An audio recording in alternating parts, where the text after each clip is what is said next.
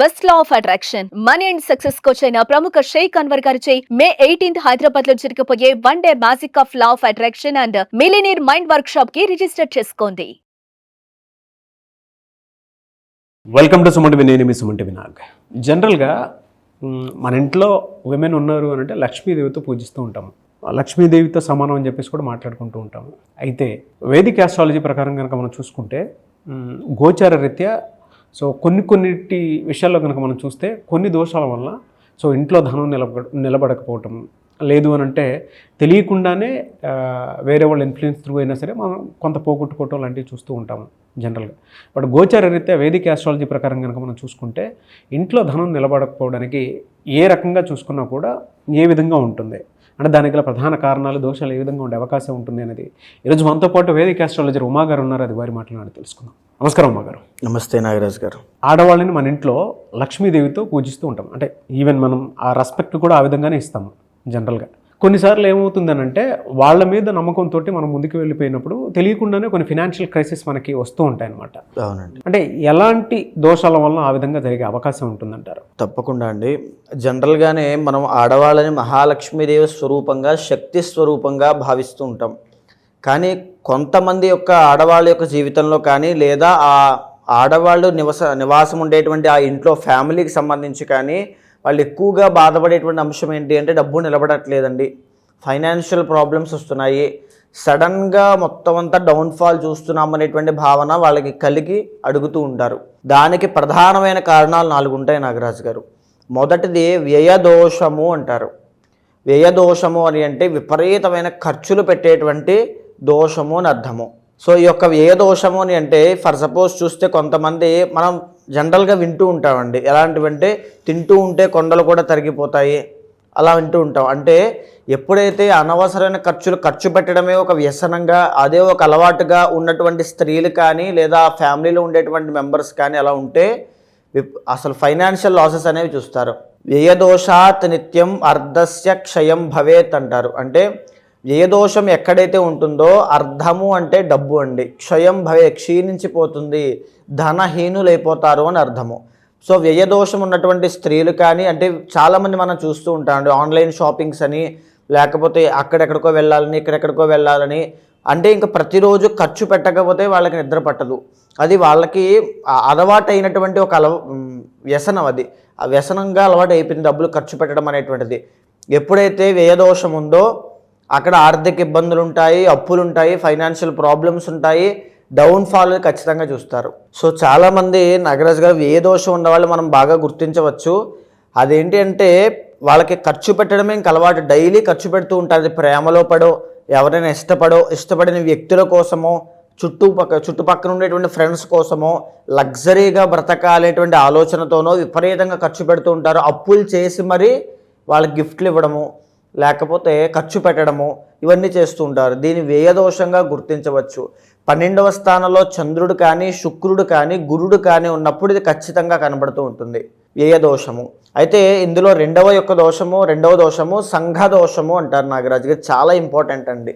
అంటే ఆ వ్యక్తికి ఖర్చు పెట్టేటువంటి అలవాటు లేకపోయినా సంఘము అంటే యొక్క సొసైటీ యొక్క బ్యాడ్ ఇన్ఫ్లుయెన్స్ వల్ల, చుట్టుపక్కల అట్మాస్ఫియర్ యొక్క ఇన్ఫ్లుయెన్స్ వల్ల, ఆ ఫ్రెండ్స్ యొక్క చెడు సహవాస దోషం వల్ల వాళ్ళు ఖర్చు పెడుతున్నారు కాబట్టి మేము కూడా ఖర్చు పెట్టాలి, వాళ్ళు ఇదంతా ఇలా చేస్తున్నారు కాబట్టి మేము అదే రేంజ్లో బ్రతకాలి అనేటువంటి ఉద్దేశంతో డబ్బులు అదే పనిగా ఖర్చు పెడుతూ ఉంటారు. అంటే అక్కడ ఖర్చు పెట్టకపోతే మన పరువు పోతుందేమో, ప్రెస్టేజ్ మ్యాటర్స్ అనేటువంటి విషయంలో విపరీతంగా ఖర్చు పెడతారు. సంఘదోషము అంటాం. అంటే నెగిటివ్ ఇన్ఫ్లుయెన్స్ వల్ల వీళ్ళకి ఆ బుద్ధి ఏముండదు, ఆ మాయలో పడి ఆ జలస్ ఫీలింగ్తోనో, ప్రెస్టేజ్ ఫీలింగ్తోనో, లగ్జరీ ఫీలింగ్తోనో ఖర్చు పెట్టాలి. చాలామంది చూడండి ప్రతిరోజు రూపాయి దాచుకుని ఒక పెళ్ళికి, ఒక ఇంట్లో ఏదో దానికి అనవసరమైన ఖర్చులు, ఆడంబరాలు ఇవన్నీ పెట్టుకుని ఒక 50 లక్షలు, ₹1,00,00,000 ఖర్చు పెడతారు, అప్పుల పాలు అయిపోతారు. అప్పటిదాకా జీవితం అంతా కూడా రూపాయి కూడా తినకుండా దాచుకున్నటువంటి డబ్బుల్ని బయటికి సొసైటీలో ఆడంబరం చూపించుకోవడం కోసం చేసేటువంటి కార్యక్రమంలో కొన్ని 50 లక్షలు ₹1,00,00,000 ఖర్చు పెడతారు చూడండి. వేరే వాళ్ళ ఇన్ఫ్లుయెన్స్ తోటి, ఇన్ఫ్లుయెన్స్ తోటి, అంటే ఎవరు మెప్పు కోసం కోరుకుని, ఆ గొప్పల కోసం, హైప్స్ కోసం, దాన్ని సంఘ దోషము అంటారు.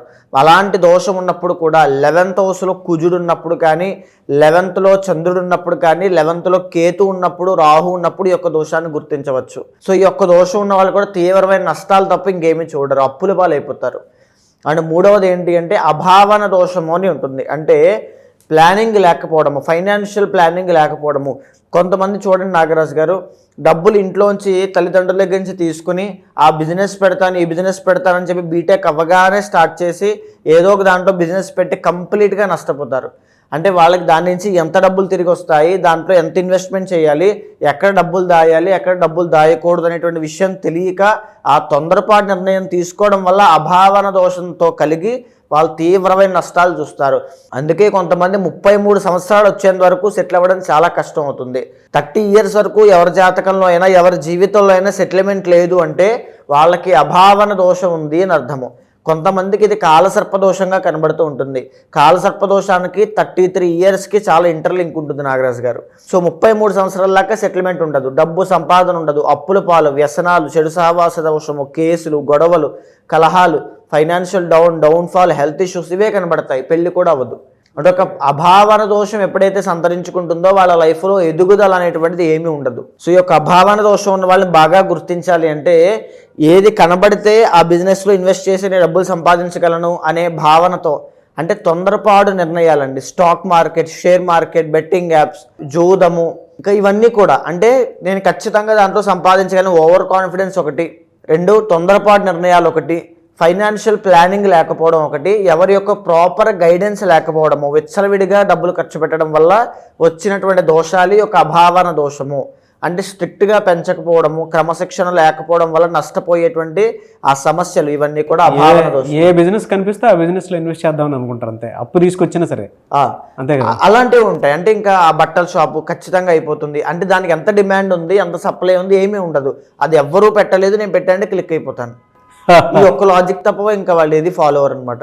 సో అలాంటి వాళ్ళు ఈజీగా అభావన దోషంలో ఉంటారని మనం చెప్పొచ్చు. అయితే 4వది అన్యోన్య రుణ దోషము అని ఉంటుంది నాగరాజు గారు. అన్యోన్య రుణ దోషము అని అంటే కొంతమంది చూడండి, మనం చాలా సందర్భాల్లో చెప్పుకున్నాం, ఎప్పుడైతే భార్య భర్తను మాట దాటి బయటకు వెళ్ళి చేయకూడనటువంటిది ఏదైనా ఫైనాన్షియల్ రాంగ్ ఇన్వెస్ట్మెంట్స్ కానీ ఏదైనా చేసినప్పుడు నష్టపోతుంది అనే విషయాన్ని మనం మాట్లాడుకున్నాం. సో ఇది అన్యోన్య రుణ దోషం దానికి సంబంధించిందేనండి. ఎప్పుడైతే స్త్రీలు ఐదర్ మెన్ ఆర్ ఉమెన్ ఖచ్చితంగా ప్రాపర్ గైడెన్స్ లేకుండా, ఆలోచన లేకుండా, ఇంట్లో వాళ్ళకి చెప్పకుండా నేను చెయ్యగలను, నాకు మాత్రమే తెలుసు, మీకు ఎవరికి అది సరిగ్గా తెలియదు అనే భావంతో ముందుకు వెళ్ళారనుకోండి, ఈ అన్యోన్య రుణ దోషంలో పడతారు, అంటే అప్పుల పాలైపోతారని అర్థం.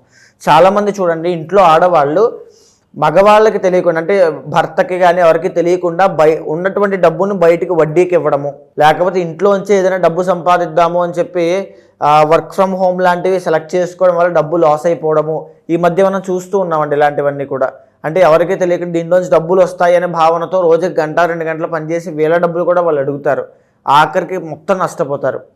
అంటే బెట్టింగ్ యాప్స్ లాంటివి కూడా చెప్పచ్చు. అంటే ఎలాగోలా నేను ఇంట్లో తెలియకుండా డబ్బు సంపాదించి వీళ్ళకి ఏదో ఒక సర్ప్రైజ్ ఇద్దాం, ఒక గిఫ్ట్ ఇద్దాం, డబ్బు దాద్దాం అనేటువంటి ఆలోచనతో ముందుకు వెళ్ళినటువంటి భావన ఇదంతా కూడా.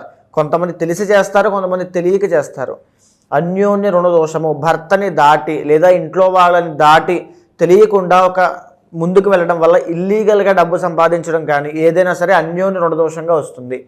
అది కేవలం వాళ్ళకే కాదు ఇబ్బందులు, ఫ్యామిలీ మొత్తానికి కూడా మనశ్శాంతి లేకుండా దూరం చేస్తుంది. సో భర్తని రోడ్డు పాలు చేయడము, అంటే ఆయన యొక్క పరువు డీఫేమ్ చేయడం, డీపాపులర్ చేయడము, ఇవన్నీ కనబడుతూ ఉంటాయి ఈ తొందరపాటు నిర్ణయాలు తీసుకుని చేయడం మూలాన. ఇంకా చెప్పాలి అంటే కొంతమంది ఏంటి అంటే భర్తకి తెలియకుండా పార్ట్నర్షిప్లో బిజినెస్ చేద్దాం అనేటువంటి విషయంతో ఉన్నటువంటి డబ్బులు తెలియకుండా దాంట్లో ఇన్వెస్ట్ చేసి ఆ డబ్బులు నేను తీసుకుందాం అనుకుంటారు, కానీ అక్కడ డబ్బులు రావు, బిజినెస్ రాదు, ఏమీ రాదు, నష్టపోతారు. సో ఆఖరికి బయటికి చెప్పుకోలేక, లోపలికి మింగలేక, కక్కలేక అలా ఉంటారు.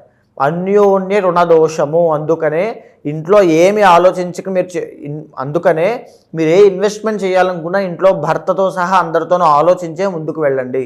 అంటే మీరు చెప్పినట్టు అంటే వేదిక్ ఆస్ట్రాలజీ దోషాస్ ప్రకారం కనుక మనం చూసుకుంటే ఆశ్లేష నక్షత్రం వారికి ఎస్పెషల్లీ విమెన్కి ఈ నాలుగిట్లో ఏముండే అవకాశం ఉంటుందండి గోచర రీత్యా? మేజర్గా నాగరాజు గారు ఆశ్లేష సర్పారుతు అంటాము. అంటే ఆశ్లేష నక్షత్రానికి అధిపతి సర్పములు, సర్పగ్రహములండి. అయితే వీళ్ళకి ఏంటి అంటే అభావన దోషం అనేటువంటిది ఉంటుంది. దీని మూలాన వీళ్ళు నమ్మిందే నిజము అనేటువంటి భావనతో ఒక ప్లానింగ్ లేకపోవడం వల్ల కొన్ని అభూత కల్పనలకి కొంత ఊహాగానంలో బ్రతకడం మూలాన ఒక ప్లానింగ్ కానీ ఒక ప్రణాళికాబద్ధమైనటువంటి ఆర్థిక ఏమి సంబంధించినవి లేకపోవడం వల్ల చాలా ఇబ్బంది కూడా కాదు, టైంపాస్ చేసేస్తారు. వీళ్ళ స్కిల్కి కానీ టాలెంట్కి కానీ సంబంధించి తగినటువంటి జాబ్స్ కానీ బిజినెస్లో కానీ వెళ్ళకపోవడం వల్ల నష్టపోయేటువంటి విజయము, నష్టపోయేటువంటి డబ్బు చాలా ఎక్కువ ఉంటుంది. మేజర్గా మీరు అది అంటే మీకు ఒక సాటిస్ఫాక్షన్ ఉండదు. నేను ఇది చేయడం ఏంటి, నాకు నా రేంజ్కి నేను వేరేది చేయాలి అనేటువంటి భావన ఉన్నా దానికి తగినటువంటి ప్రయత్నాన్ని వీళ్ళు అవలంబించలేరు. బికాజ్ కారణం అభావన దోషము, అది వీళ్ళని ముందుకు వెళ్ళనివ్వదు. సర్పగ్రహములు కాబట్టి అంటే వీళ్ళు కొద్దిగా ఆవేశపరులు, అంటే మరీ నిజాయితీ ఎక్కువగా ఉంటుంది, మరి కోపం ఎక్కువగా ఉంటుంది, ఎవరిని అంత ఈజీగా నమ్మరు, నమ్మితే ప్రాణం ఇచ్చేస్తారు. కొంత ఎక్స్ట్రీమ్ నేచర్ అనేది వీళ్ళకు ఉంటుంది నాగరాజు గారు. దీని మూలానే వీళ్ళకి ఇబ్బందులు చేకూరుతాయి అని చెప్పచ్చు. And the original 12th lord వీళ్ళకి బుధుడు అవుతారు. దీని మూలాన వీళ్ళ ఫ్రెండ్స్ని పట్టుకుని అక్కడే చుట్టూ తిరగడము, వీళ్ళ బంధువులతోనే ఉండాలి అనేటువంటి భావన, అంటే ఏదో విధంగా పైకి ఎదగాలి, ఏదో విధంగా నేను సంపాదించాలనే కాకుండా కొన్ని రిలేషన్స్ అనేటువంటి వీళ్ళని ఆపేస్తూ ఉంటాయి. కొంతకాలం లవ్ అయితే, కొంతకాలం ఇంట్లో ఫ్యామిలీ అయితే, కొంతకాలం తర్వాత భార్య. సో ఈ రకమైనటువంటి పరిస్థితుల్లో వీళ్ళు ముందుకు కదలలేని పరిస్థితుల్లో సంపాదన తక్కువగా ఉండి ఫైనాన్షియల్ ప్రాబ్లమ్స్కి చాలా దారితీస్తూ ఉంటుంది ఖచ్చితంగా. అదేవిధంగా పెళ్ళయిన తర్వాత కానీ రిలేషన్లోకి వెళ్ళిన తర్వాత కానీ అన్యోన్య రుణదోషం వల్ల పెళ్ళయిన తర్వాత ఏదైనా సుఖపడతారా అంటే లేదు. సో మ్యారీడ్ లైఫ్లో కూడా కీచులాటలు అవి చాలా ఎక్కువగా ఉంటాయి. ఎక్కడైనా చూడండి, ఎప్పుడైతే భార్యాభర్తల మధ్యలో అన్యోన్యత లోపిస్తుందో అక్కడ ఫైనాన్షియల్ ప్రాబ్లమ్స్ కూడా ఉంటాయి, ఖచ్చితంగా కనబడతాయి. ఇది ఆశ్లేష నక్షత్రం వాళ్ళు ఫేస్ చేస్తారు ఖచ్చితంగా. అదేవిధంగా అందరినీ నమ్మి ముందుకు వెళ్ళడం, బికాజ్ ఆశ్లేష నక్షత్రానికి అధిపతి బుధుడు. వీళ్ళ క్యాలిక్యులేటివ్ మైండ్ సెట్, అంత క్యాలిక్యులేషన్స్ వేసుకుని అంత మేనేజ్మెంట్ చూసుకుని ఇది చేసి అది చేసి చివరికి వెళ్ళి ఎవరి బుట్లోనే పడతారు. అది జరుగుతుంది ఆశ్లేష నక్షత్రం వాళ్ళకి. అంటే అభావన దోషం ఏదైతే ఉంటుందో అది ఒకటి, అన్యోన్య రుణదోషం ఒకటి, రెండు కూడా తీవ్రంగా ఇబ్బంది పెడతాయండి. ఎవరిని నమ్మొద్దు. మీరు విజయం మీద ముందుకు వెళ్ళాలి అంటే మీ గమ్యాన్ని ఆలోచించండి తప్ప ఇంకేది ఆలోచించద్దు. మీ కొన్నిసార్లు మీ కోపము కూడా మీ శత్రువు అవుతుంది. మీరు జీవితంలో ఎదగకపోవడానికి, డబ్బు సంపాదించకపోవడానికి, తీవ్రంగా నష్టపోవడానికి మీ కోపమే మీకు శత్రువుగా మారి మిమ్మల్ని పట్టి పీడిస్తూ ఉంటుంది. కోపము అంటే ఆ కోపములో, ఆవేశంలో ఆ నిర్ణయాలు, ఇన్స్టెంట్ డెసిషన్స్ తీసుకోవడం వల్ల డబ్బు ఇలా ఖర్చు పెట్టేయడం. పర్వాలేదు, నాకు డబ్బు లేకపోయినా పర్వాలా, నేను ఇక్కడే ఉంటా, నాకు ఏది రాకపోయినా పర్వాలేదు ఇక్కడే ఉంటా అనేటువంటి ఒక పట్టుదల, అది కొన్నిసార్లు అనవసరమైన పట్టుదలకి దారి తీయడం వల్ల నష్టపోతారు. సో కోపము తగ్గించుకునే ప్రయత్నం చేయండి అమ్మా. అన్ని విషయాలను అందరినీ నమ్మొద్దు. ఏదైనా చేదు వార్తలు తెలిసినా, ఎవరైనా కొంచెం కటువుగా చెప్పినా అది చెడ్డ విషయం తీసుకోవద్దు.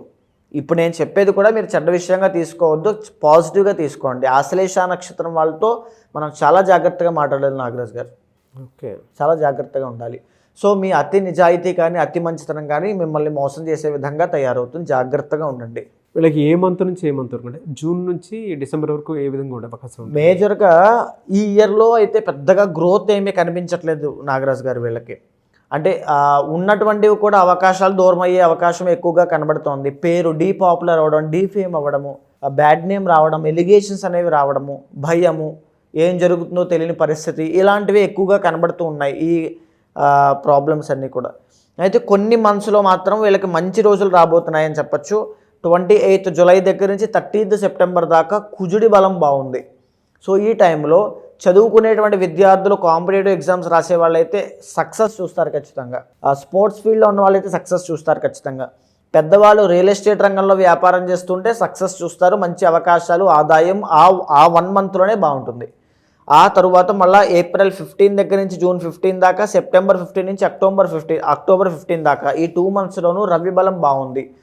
చేసేటువంటి పని రీత్యా మంచి ఎదుగుదల, పై అధికారుల దగ్గర నుంచి అభినందనలు, ప్రశంసలు, మన్ననలు పొందే అవకాశము కేవలం ఈ 2 monthsలో మాత్రమే ఉంటుందండి. సో ఈ 2 మంత్స్ని చాలా జాగ్రత్తగా ఆ టైంలో మీరు ఏం తీసుకున్న నిర్ణయం ఈ టైంలోకి వచ్చేలాగా షెడ్యూల్ చేసుకోండి. చాలా జాగ్రత్తగా ముందుకు వెళ్ళండి. ఈ ఇయర్ అంతా కూడా పెద్దగా ఫేవరబుల్గా ఏమీ లేదు అని చెప్పచ్చు. ఎలా సార్ అంటే వీళ్ళకి జనరల్గా రెమెడీస్ ఏమి ఉంటాయండి? మహాలింగార్చన అని ఉంటుందండి శివుడికి. మహాలింగార్చన ఖచ్చితంగా ఒక 11 పౌర్ణములు మానకుండా చేస్తే వీళ్ళ లైఫ్ మొత్తం టర్న్ అవుతుంది. 11 పౌర్ణమి రోజుల్లో మహాలింగార్చన చేయాలి శివుడికి. ఎనీవే సార్, థ్యాంక్ యూ అండి, థ్యాంక్ యూ సో మచ్ అమ్మ గారు. ప్రతి ఒక్కరికి ఏంటంటే త్రూ వేదిక్ ఆస్ట్రాలజీ వాళ్ళకు ఉండేటువంటి పర్సనల్ చాట్ ద్వారా తెలుసుకుని ముందుకు వెళ్ళాలి అనుకున్నటువంటి వాళ్ళు ఉంటారు. అంటే కొంతమందికి ఫినాన్షియల్, కొంతమందికి కెరీర్, కొంతమందికి ఏమో వైఫ్ అండ్ హస్బెండ్ రిలేషన్షిప్, కొంతమందికి మ్యారీడ్ లైఫ్లో పిల్లలు పుట్టకపోవటము అట్లాంటి ఏదో కొన్ని దోషాల వల్ల ఇలా జరుగుతుందని చెప్పేసి తెలుసుకోవాలి అనుకున్నటువంటి వాళ్ళు ఉంటారు. కొంతమందికి ఏంటంటే నరదృష్టి ప్రభావం కూడా ఎక్కువ ఉంటుంది. బిజినెస్ లాస్ అవటము, లేదంటే మనుషులు కోల్పోవటము, హెల్త్ ఇష్యూస్ రావటం చూస్తూ ఉంటాం.